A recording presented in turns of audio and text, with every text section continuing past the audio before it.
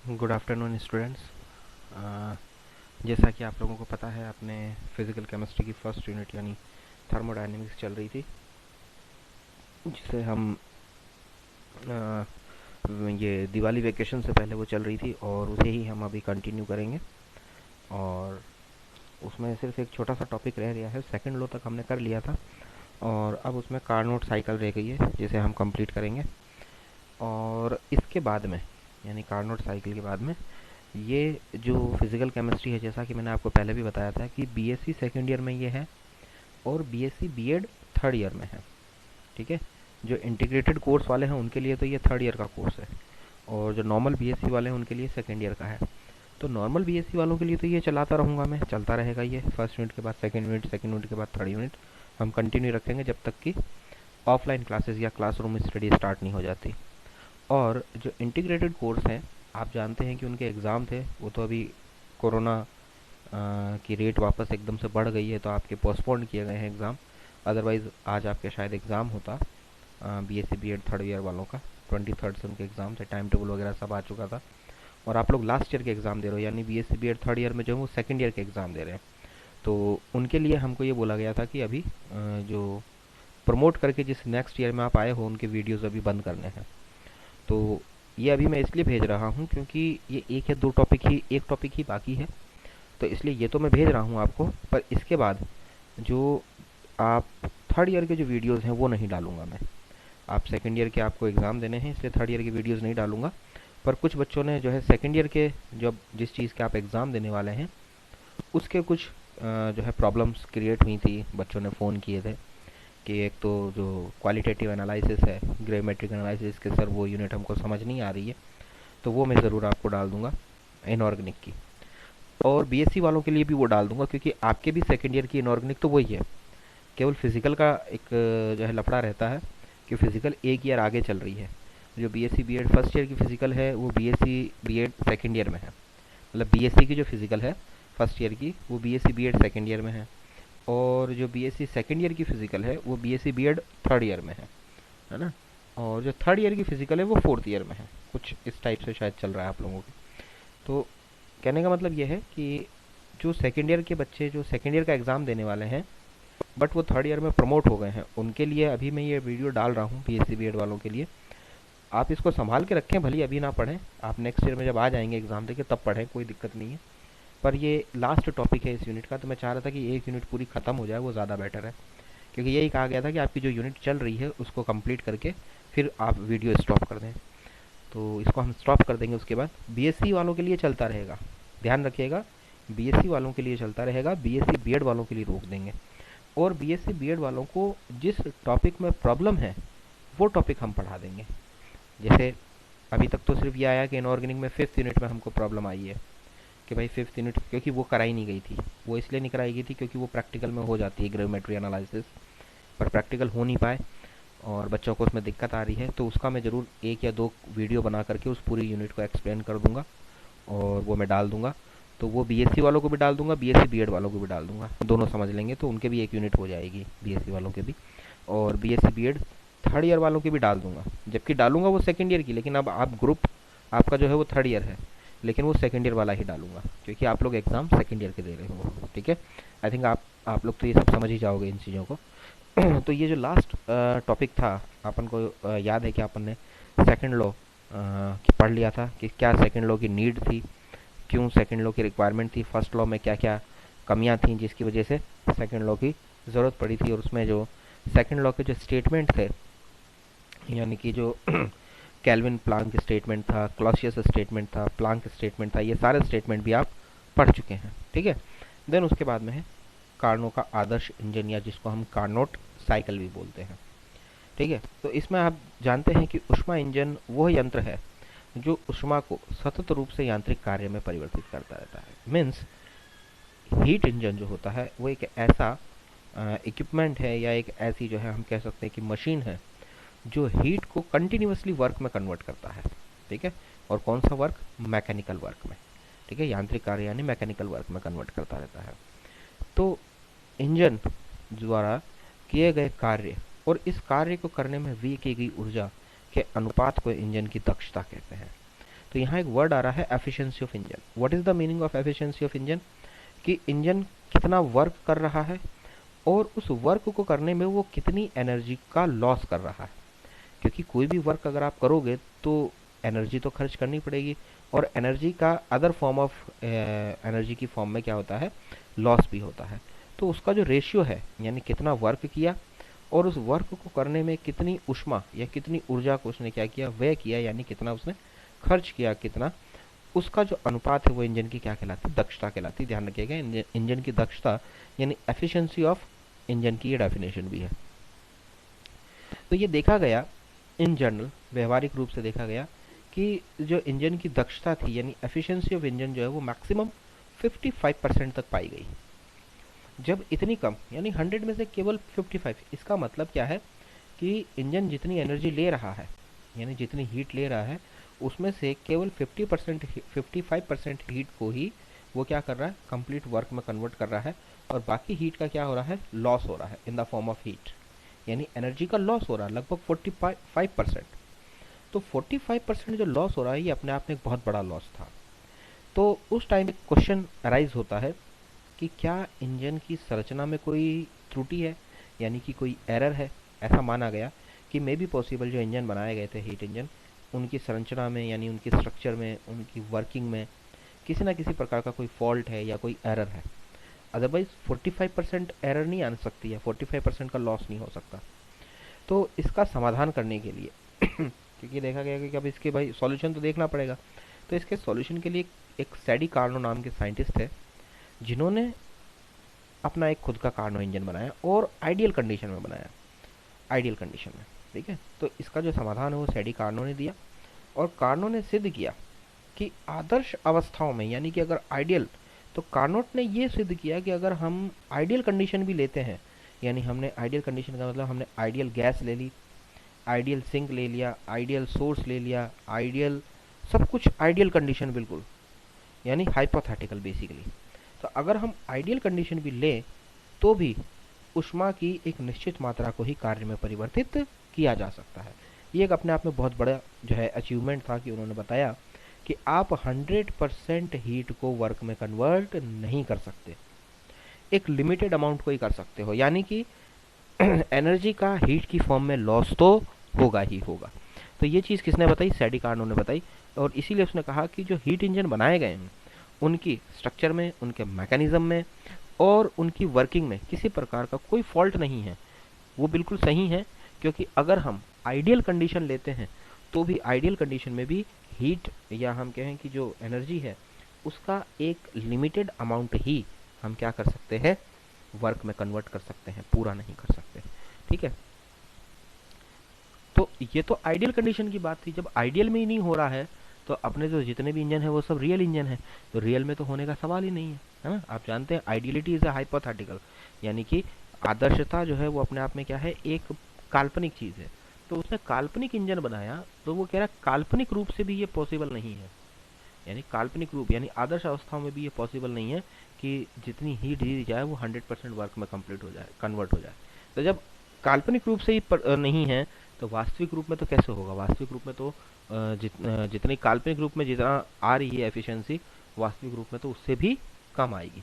तो बिल्कुल वैसा ही होता है।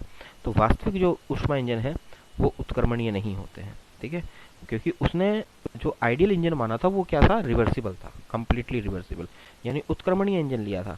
लेकिन रियलिटी में हम जानते हैं कि इंजन उत्क्रमणीय नहीं होते हैं, क्योंकि जो फ्रिक्शन होता है यानी घर्षण, चालन है ना, यानी कंडक्टेंस और विकिरण जिसको हम कहते हैं रेडिएशन, इन सब से ऊष्मा हानि को पूर्णतः रोक पाना असंभव है।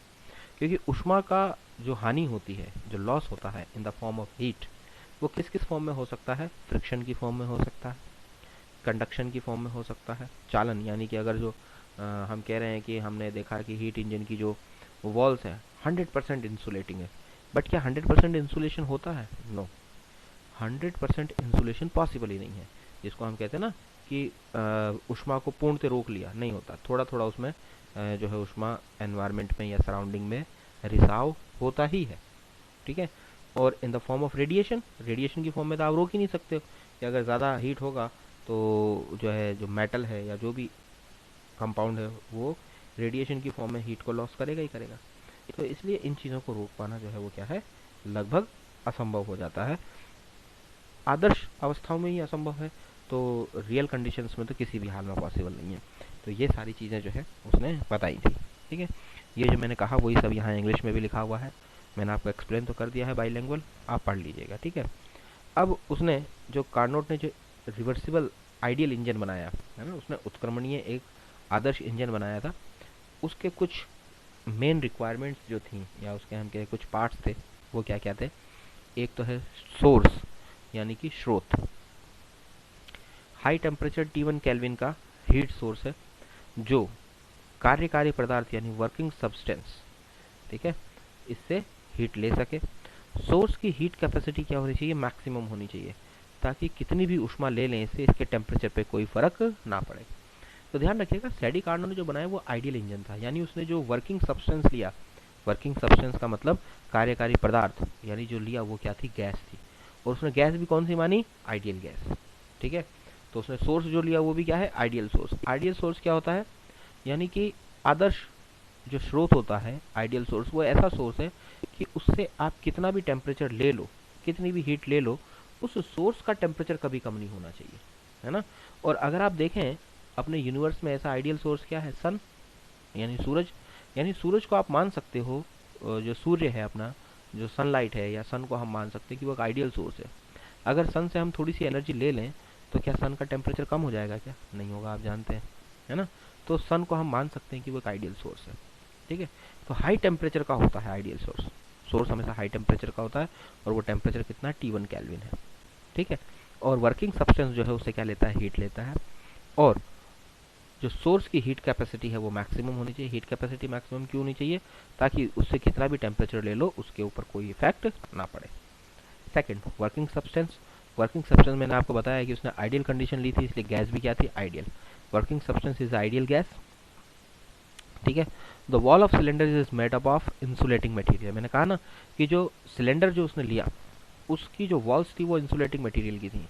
मतलब आइडियल, आइडियल का मतलब ये है कि उसकी जो दीवारें हैं सिलेंडर की, उससे बिल्कुल भी ऊष्मा बाहर नहीं जानी चाहिए, किसी भी रूप में ऊर्जा का जो है स्थानांतरण नहीं होना चाहिए सराउंडिंग में, यानी कि वातावरण में ऊष्मा बिल्कुल भी नहीं जानी चाहिए। पर ऐसा होता नहीं है वास्तव में, पर ऐसा मान लिया उसने कि 100% इंसुलेटिंग मटेरियल की वॉल्स बनी हुई हैं।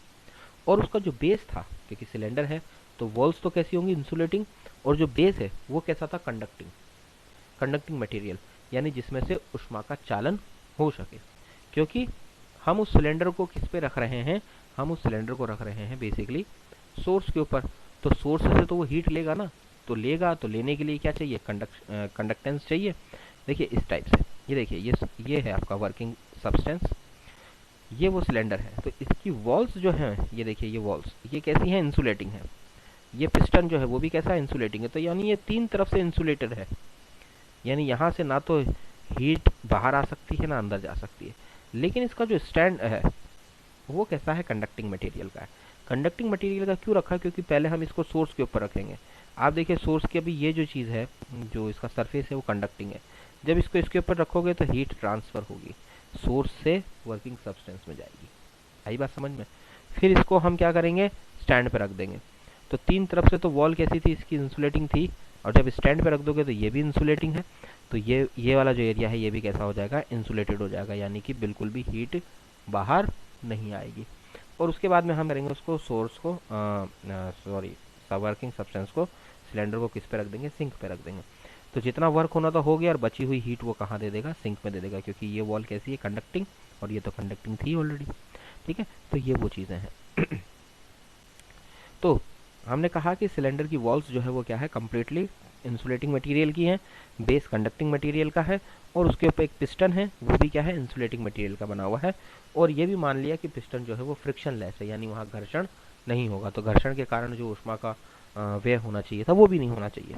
ठीक है, उसके बाद में उसने देखा कि स्टैंड जो है वो कम्प्लीटली इंसुलेटिंग प्लेटफॉर्म है ना, आपने देखा ना, कम्प्लीटली इंसुलेटिंग प्लेटफॉर्म है ये। ठीक है, देन उसके बाद में है सिंक। सिंक जो है वो कैसा होना चाहिए, लो टेम्परेचर का होना चाहिए, बिल्कुल लो टेम्परेचर, यानी T2 केल्विन, जिसमें सिंक का होना चाहिए, जिसमें वर्किंग सब्सटेंस रिमेनिंग हीट को दे सके, यानी जितना वर्क होना था हो गया, उसके बाद जो बची हुई उष्मा है उसको वो क्या करे, कहाँ दे दे, सिंक में दे दे। तो इससे इसकी हीट कैपेसिटी भी क्या होनी चाहिए, अनंत होनी चाहिए, यानी इनफाइनाइट होनी चाहिए, क्योंकि उसमें कितनी भी हीट आप ट्रांसफर कर दो, दे दो उसको कितनी भी हीट, तो देने के बाद में सिंक का टेम्परेचर चेंज नहीं होना चाहिए। फॉर एग्जाम्पल जैसे अपन बात करें हैं ओशियन, सी, समुद्र की, क्या समुद्र में हमने एक बाल्टी पानी डाल दिया तो क्या वाटर लेवल हाई हो जाएगा, क्या नहीं होगा, आप जानते हैं, है ना। तो बिल्कुल उसी तरीके से कि हम उसमें अगर 4 बाल्टी पानी डाल भी दें तो क्या उसका वाटर लेवल हाई होगा, क्या नहीं होगा, कोई फ़र्क नहीं पड़ेगा उस पर।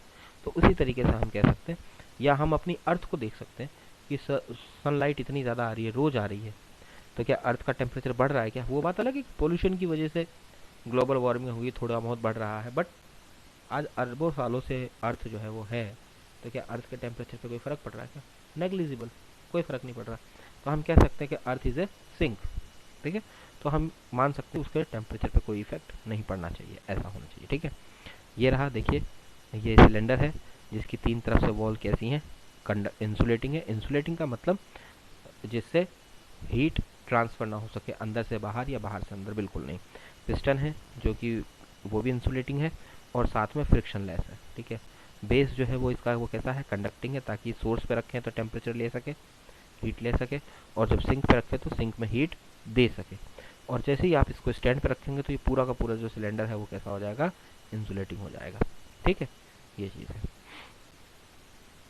देन आदर्श गैस, यह आदर्श गैस पर प्रचलनों की क्या है, एक श्रृंखला है, प्रचलनों की एक श्रृंखला है, यानी कि it is a series of operations on ideal gas. Ideal gas के ऊपर हम क्या करते हैं, ऑपरेशंस की एक सीरीज़ है, यानी हम पहले जो है आइसोथर्मल प्रोसेस कर रहे हैं, देन एडियाबैटिक प्रोसेस कर रहे हैं, इस तरीके से पूरी एक सीरीज़ है प्रोसेसेस की, जिसकी समाप्ति पर गैस क्या है, पुनः अपनी वास्तविक अवस्था में, यानी पुनः अपनी मूल अवस्था, प्रारंभिक अवस्था में आ जाती है, यानी इनिशियल स्टेट में। आपको याद होगा जब ये स्टार्ट किया था तो मैंने कहा था कि ये आइडियल इंजन है, ठीक है, और रिवर्सिबल है। तो यानी कि जब ये सारे ऑपरेट जो अपन कर रहे हैं प्रोसेस, जब ये ख़त्म होंगे सारे प्रोसेस, तो गैस जो है वापस अपनी पूरी मूल अवस्था में यानी इनिशियल स्टेट में आ जाती है, ठीक है। और in a complete cycle Carnot engine absorb heat from source, पूरे कंप्लीट इंजन में क्या होगा, कार्नोट इंजन कहाँ करेगा, सोर्स से ही सिर्फ हीट लेता है, क्योंकि सिर्फ सोर्स से ले सकता है, सोर्स का टेम्परेचर ज़्यादा है, एंड डू सम वर्क, और वर्क होगा कुछ ना कुछ, और रिमेनिंग हीट जो है वो क्या करेगा, Q2 एनर्जी वो डोनेट कर देगा कहाँ, सिंक में, सिंक को दे देगा, ठीक है। यानी one Carnot cycle complete in 4 reversible state, एक कार्नोट साइकिल जो है वो 4 उत्क्रमणीय पदों में संपन्न होती है, 4 उत्क्रमणीय पद, 2 आइसोथर्मल है और 2 एडियाबैटिक है इसके अंदर, ठीक है। यानी ये जो अभी मैंने बात आपके ये इंग्लिश में पढ़ी है वही चीज़ यहाँ लिखी है हिंदी में, यानी कि 2 समतापी प्रक्रम और 2 रुदोष्म प्रक्रमों में संचालित होता है। सबसे पहले हम क्या करते हैं, ये देखिए मैकेनिकल वर्क है, पीवी वर्क है ना, प्रेशर और वॉल्यूम के बीच में कर्व प्लॉट किया गया है। सबसे पहले हम क्या करते हैं, ए पॉइंट गैस को या सिलेंडर को हम क्या करते हैं, सोर्स के ऊपर रखते हैं। सोर्स पे रखेगा तो वो उस टाइम पे गैस का टेम्परेचर कितना है, T1, जो सोर्स का टेम्परेचर वो गैस का टेम्परेचर हो जाएगा, मतलब गैस का प्रेशर कितना है P1 और वॉल्यूम कितना है V1, ठीक है। और जैसे ही आपने उसको रखा तो वो हीट एब्जॉर्ब करेगा, हीट जैसे ही एब्जॉर्ब करेगा, गैस अगर हीट एब्जॉर्ब करेगी क्योंकि इंसुलेटिंग है उसका बेस, तो और गैस क्या करेगी, हीट एब्जॉर्ब करेगी, कितना लिया उसने टेम्परेचर, T1 टेम्परेचर। तो आइसोथर्मल एक्सपेंशन होगा, क्योंकि गैस के मॉलिक्यूल्स का टेम्परेचर हाई होगा, वो एक दूसरे से दूर जाएंगे और पिस्टन को बाहर की तरफ धकेलेंगे, और जब पिस्टन बाहर की तरफ धकेलेंगे तो देखिए प्रेशर कम होगा और वॉल्यूम बढ़ेगा, आपको दिख रहा है, देखिए दाब कम होता जा रहा है, आयतन बढ़ता जा रहा है, क्योंकि आयतन यहाँ क्या है, एक्स एक्सिस पे है, देखिए आयतन बढ़ता जा रहा है, दाब कम होता जा रहा है, ठीक है, और टेम्परेचर क्या है, T1, ठीक है। ये आइसोथर्मल एक्सपेंशन है, मैंने कहा ना 4 स्टेप होते हैं, 2 आइसोथर्मल होंगे, 2 एडियाबैटिक होंगे।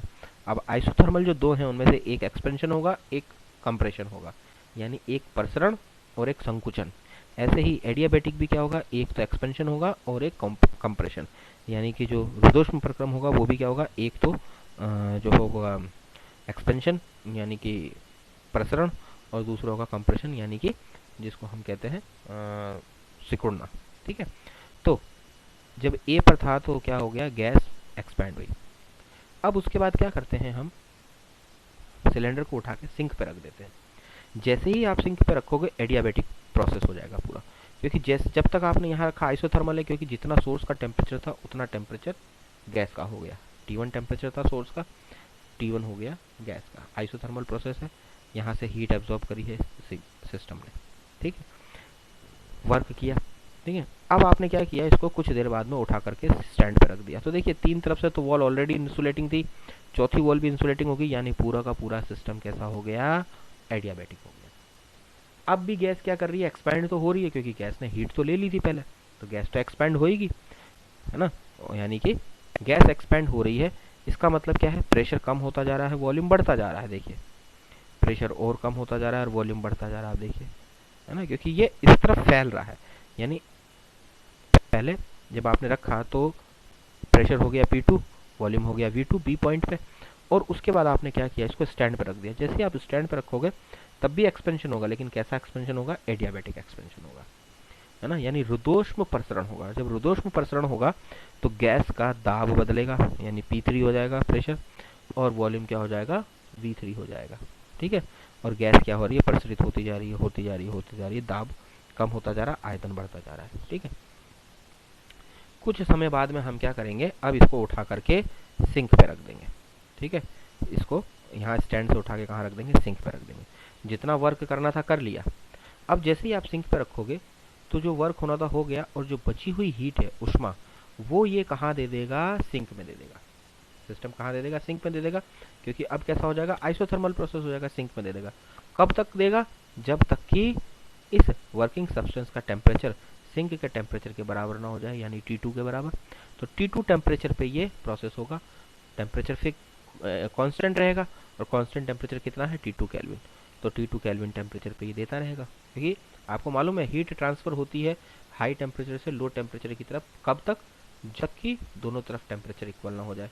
तो T2 केल्विन तक आने तक होता रहेगा, तो ये आइसोथर्मल हो गया। और हाँ, जब हीट ये सिंक में देगा तो क्या होगा, पिस्टन जो है हम दबाएंगे, और पिस्टन जब दबाएंगे तो गैस का प्रेशर बढ़ेगा और आयतन कम होगा, ठीक है। और इसको हम क्या कहेंगे, आइसोथर्मल कंप्रेशन कहेंगे। देखिए आइसोथर्मल कंप्रेशन होगा, और गैस का आयतन कम होता जा रहा है, दाब बढ़ता जा रहा है। ये देखिए C से D पे आएगा, क्योंकि C पे तो प्रेशर P3 था, वॉल्यूम V3 था। अब जब ये C से D तक आएगा तो ये T2 टेम्परेचर पे आएगा, यानी T2 केल्विन है, आइसोथर्मल कंप्रेशन है, यानी कि समतापीय सिकुड़न या संकुचन है। और समतापी जब संकुचन होगा तो दाब हो जाएगा P4, और आयतन हो जाएगा V4, ठीक है। और ये सिकुड़ता रहेगा, दाब बढ़ाएंगे हम, दाब बढ़ा रहे क्योंकि पिस्टन को दबा रहे हैं हम, तो दाब बढ़ता जाएगा और आयतन कम होता जाएगा, ठीक है। उसके बाद हम क्या करेंगे, काफ़ी देर ये करने के बाद में वापस क्या करेंगे, इसको जब टेम्परेचर कांस्टेंट हो गया, यानी T2 केल्विन आइसोथर्मल प्रोसेस हो गया, तो वापस से उठा करके उसको सिंक पे स्टैंड पे रख देंगे।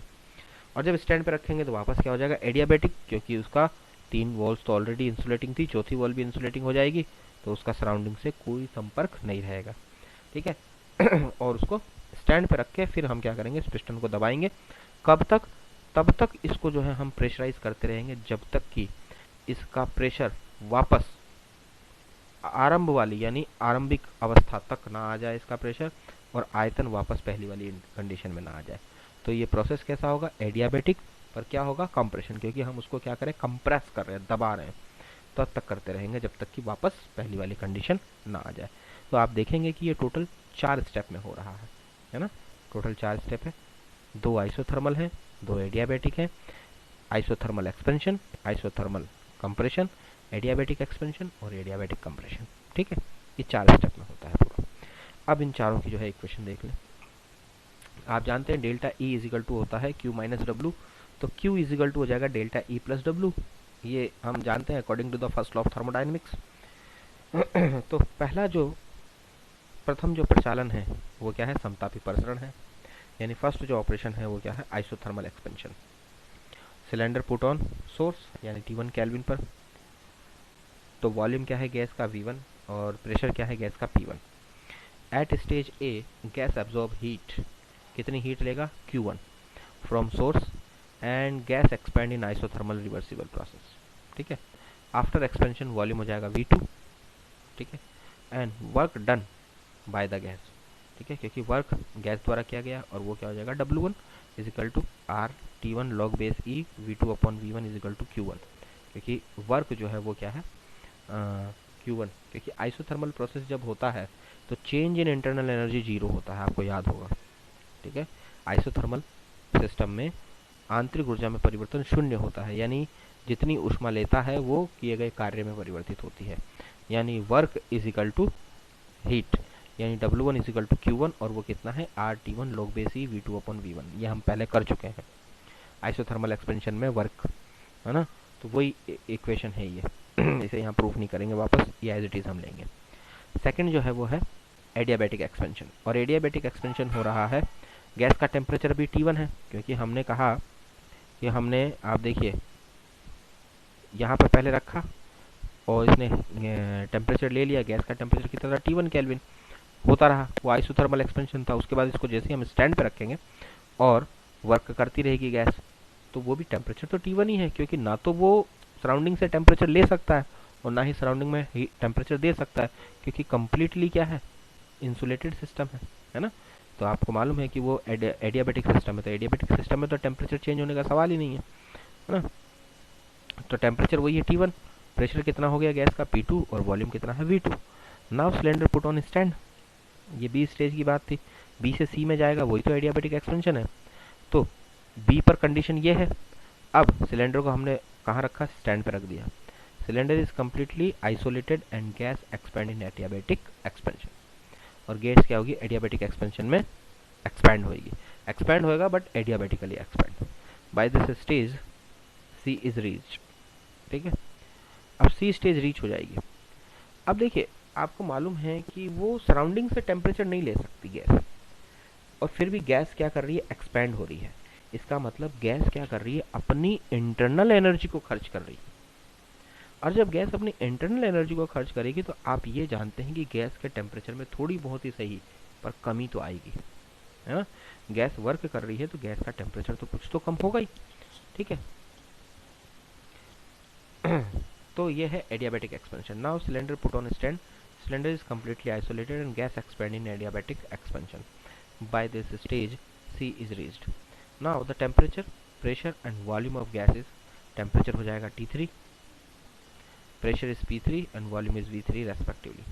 टेम्परेचर T2 होगा, ध्यान रखना, और T1 is greater than T2। It is adiabatic expansion, so Q is equal to 0, Q तो होगा ही नहीं, means work done by the gas is equal to the loss of internal energy. बहुत important line ध्यान रखना, adiabatic expansion है, यानी कि ना तो उसने सराउंडिंग से हीट ली और ना सराउंडिंग में हीट दी, तो Q की वैल्यू हो जाएगी 0। तो उस केस में जो वर्क है वो कितना होता है, इंटरनल एनर्जी में हुई कमी के बराबर होता है।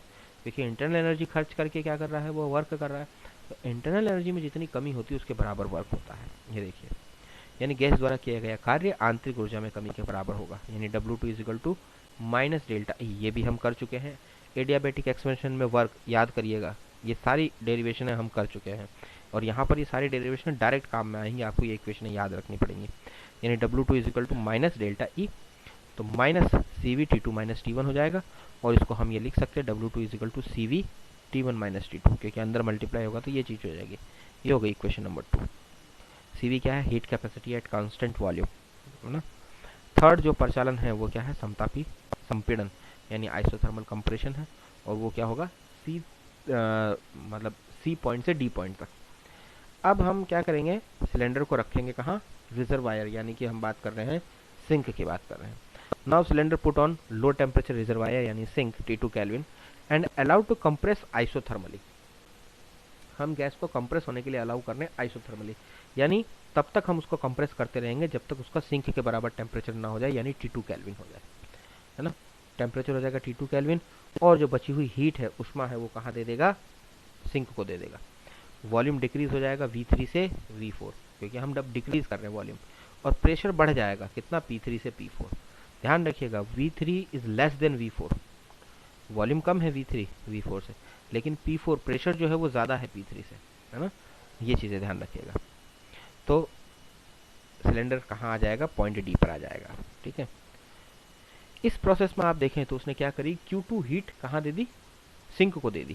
ठीक है, आइसोथर्मल कंप्रेशन है ये, तो work done by the system, इसमें सिस्टम द्वारा वर्क किया जा रहा है। और वर्क आप जानते हैं आइसोथर्मल प्रोसेस में जो इंटरनल एनर्जी है वो जीरो होती है, चेंज इन इंटरनल एनर्जी, तो work is equal to Q, ये होता ही है।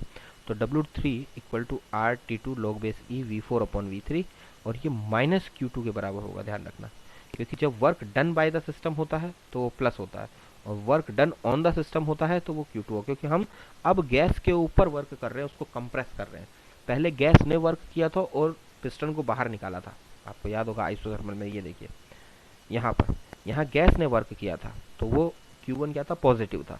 अब गैस पर वर्क हो रहा है तो Q2 क्या होगा, नेगेटिव होगा। इन चीज़ों का आप ध्यान रखें, यानी W3 आ गया ये। ठीक है, यानी सिलेंडर ऊष्मा दे रहा है इसलिए नेगेटिव साइन आएगा। ठीक है, नेक्स्ट जो है वो है फोर्थ जो ऑपरेशन है वो क्या है, एडियाबैटिक कंप्रेशन। स्टेज डी जो है उस पर आप वॉल्यूम आप जानते हैं क्या है, V4, प्रेशर P4 है, टेम्परेचर T2 है। ठीक है, now cylinder put on stand and allow to compress adiabatically.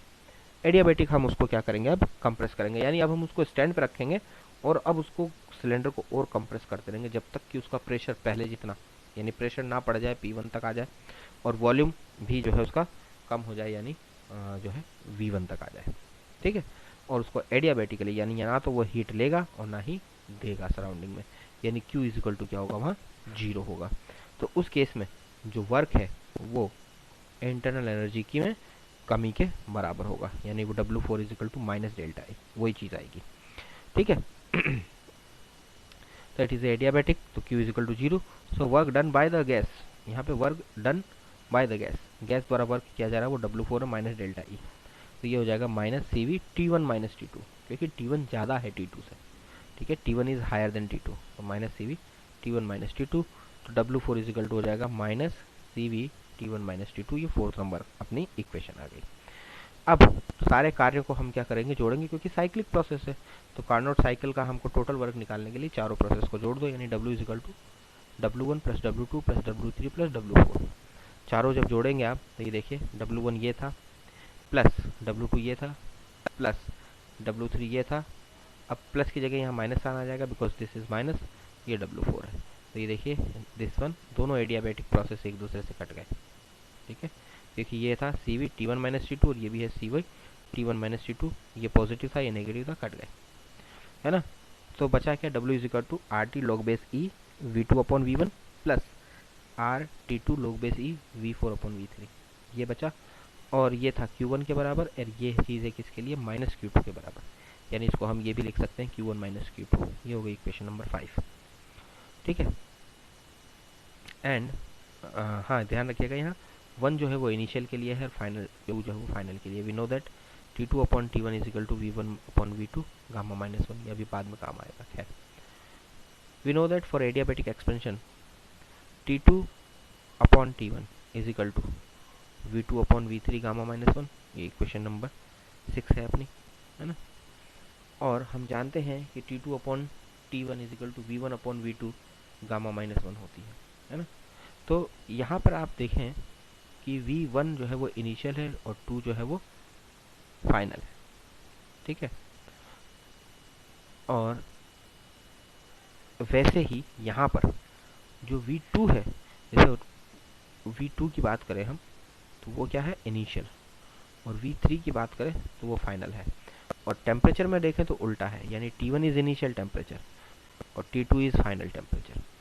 ठीक है, तो यहाँ पर भी वही चीज़ थी, पर अगर T2 अपॉन T1 है, क्योंकि 1 यहाँ हम देख रहे थे इनिशियल है, 2 फाइनल है, तो ये था बेसिकली फाइनल अपॉन इनिशियल, तो ये हो गया था इनिशियल अपॉन फाइनल, है ना। तो यहाँ पर आप देखें तो ये वही है फाइनल अपॉन इनिशियल, तो देखिए ये वही है इनिशियल अपॉन फाइनल, बस ये नंबर का चेंज हो गया, क्योंकि V2 का मतलब यहाँ पर V1 के जैसा ही है, क्योंकि ये तो इक्वेशन हम प्रूफ कर चुके हैं ना, लेकिन उसमें 1 और 2 था, यहाँ पे 2 और 3 आ रहा है, तो कंफ्यूज ना हो आप। V2 का मतलब वही है इनिशियल, इनिशियल मतलब इनिशियल वॉल्यूम, ठीक है, और V3 का मतलब वही फाइनल वॉल्यूम है जो यहाँ था, V1 और V2। V1 का मतलब इनिशियल होता है, V2 का मतलब फाइनल होता है, तो ये याद रखने के लिए बताया गया है कि ये इक्वेशन अपन पढ़ चुके हैं, बस उसी को इस तरीके से लिखी है कि वी नो दैट, हम जानते हैं कि एडियाबैटिक एक्सपेंशन में इसका मतलब ये होता है, ये बात हम जानते हैं। ठीक है, तो वही चीज़ लिखी है कि V2 is equal to initial volume और V3 is equal to final volume है। ठीक है, और एडियाबैटिक कंप्रेशन के लिए हम जानते हैं T1 अपॉन T2। T1 क्या है, फाइनल, और T2 क्या है, इनिशियल, और वो ये हो जाएगा V4 is equal to initial volume and V1 is equal to final volume. ये भी हम जानते हैं, ये दोनों इक्वेशंस हम पहले पढ़ चुके हैं।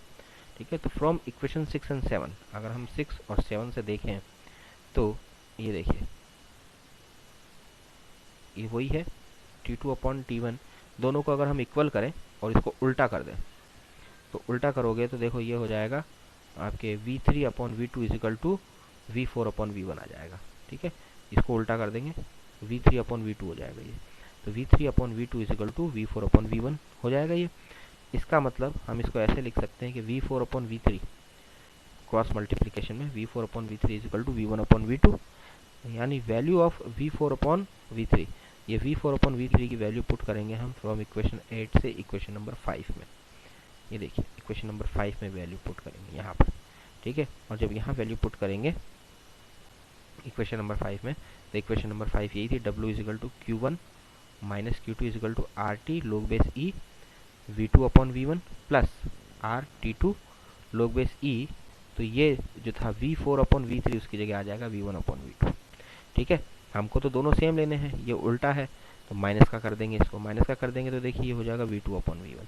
ठीक है, तो यानी W is equal to Q1 minus Q2 is equal to क्या हो जाएगा R T1 minus T2, R common ले लेंगे तो T1 minus T2 log base E V2 upon V1, ये पूरा कॉमन आ जाएगा, log base E V2 upon V1। आई बात समझ में, ये इक्वेशन नंबर 9 हो जाएगी। तो इक्वेशन नंबर 9 को हम डिवाइड करेंगे इक्वेशन नंबर 1 से, ये चीज़ आएगी देखो, है ना। जब इक्वेशन नंबर 1 से डिवाइड करेंगे तो R log base E V2 upon V1 cut जाएगा, बचेगा सिर्फ ये T1 minus T2 upon T1, और यहाँ है Q1 minus Q2 upon Q1 या W अपॉन Q1, तो W इज इक्वल टू क्या हो जाएगा Q1 T1 minus T2 upon T1, ये आएगी इक्वेशन नंबर 10। ये टोटल वर्क आ रहा है। ठीक है, तो इस समीकरण से क्या स्पष्ट है कि ताप T1 पर अवशोषित ऊष्मा Q1 का, T1 पर जो अवशोषित ऊष्मा होती है वो क्या होती है, Q1 ही होती है ना, कि उसका कुछ भाग ही कार्य में परिवर्तित होता है तथा इसका जो शेष भाग है Q2 वो निम्न ताप यानी T2 पर सिंक में चला जाता है। देखिए 100% वर्क का मतलब क्या है कि यहाँ पर T2 की वैल्यू 0 होनी चाहिए, जो कि पॉसिबल नहीं है, या T1 की वैल्यू क्या होनी चाहिए, इनफाइनाइट होनी चाहिए, जो भी पॉसिबल नहीं है। इसीलिए हम कहते हैं कि इट इज़ नॉट पॉसिबल। किसी भी साइक्लिक प्रोसेस में किसी स्रोत से ग्रहण की गई ऊष्मा अपने कुछ भाग का हनन किए बिना तुल्य मात्रा में कार्य में परिवर्तित नहीं हो सकती। ठीक है, यानी it is impossible to use a cyclic process to extract heat from a reservoir and to convert it into work without transferring at the same time a certain amount of heat from a better to a colder part hotter to a colder part of the body, ये HOTTER है, hotter to a colder part। ठीक है, then उसके बाद में आ जाता है अपने एफिशिएंसी। एफिशिएंसी क्या होती है, मैंने आपको इसकी डेफिनेशन तो बता ही दी है, अवशोषित ऊष्मा का जितना भाग कार्य में कन्वर्ट हो जाता है उनका जो अनुपात होता है वो क्या कहलाती है, इंजन की दक्षता कहलाती है। तो यानी दक्षता जो है वो ईटा जो है यहाँ पर वो है W अपॉन Q1, यानी T1 minus T2 upon T1। The efficiency of heat engine is always depend on temperature of source and sink, not on working substance. ये बहुत इंपॉर्टेंट चीज़ है कि जो हीट इंजन की जो एफिशिएंसी है वो सोर्स और सिंक के टेम्परेचर पर डिपेंड करती है, ना कि वर्किंग सब्सटेंस पे। ठीक है, since T1 minus T2 upon T1 is less then 1, the efficiency of heat engine is always less than 1 और 100%।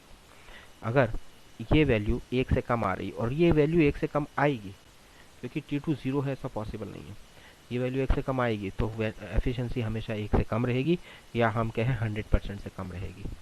ठीक है, for the complete change of heat into work, यानी अगर आप चाहते हैं कि कंप्लीटली चेंज हो जाए हीट वर्क में 100%, तो T1 इनफाइनाइट होना चाहिए या T2 0 होना चाहिए, but both temperature are not possible in real condition. ना तो T1 इनफाइनाइट होता है रियल कंडीशन में, ना T2 इनफाइनाइट होता है रियल कंडीशन में। It means any heat engine does not have efficiency unity यानी 1 और 100%. Heat can not be converted into equal amount of work. This is the second law of thermodynamics. ठीक है, यही second law of thermodynamics है. The greater the difference between the temperature and source and the sink, the greater is the efficiency. यानी जितना ज़्यादा difference होगा source और sink के टेम्परेचर में, एफिशिएंसी उतनी ज़्यादा होगी. ठीक है. Real heat engine is irreversible, यानी कि जो वास्तविक हीट इंजन होते हैं वो क्या होते हैं, अनुत्क्रमणीय होते हैं. है ना. हमने कहा कि 100% एफिशिएंसी के लिए सोर्स का टेम्परेचर इनफाइनाइट और सिंक का 0 होना चाहिए. ये पॉसिबल नहीं है, लेकिन हाँ ये ज़रूर पॉसिबल है कि सोर्स और सिंक के टेम्परेचर में जितना ज़्यादा डिफरेंस होगा एफिशिएंसी उतनी ज़्यादा होगी. ठीक है, तो ये चीज़ ज़रूर पॉसिबल रहती है. ठीक है, उसके बाद में है Carnot theorem. I think time ज़्यादा हो गया है, तो कार्नोट थ्योरम को जो है हम कल नेक्स्ट क्लास में करेंगे. ओके, और ये चैप्टर वहीं ख़त्म हो जाएगा. Thank you.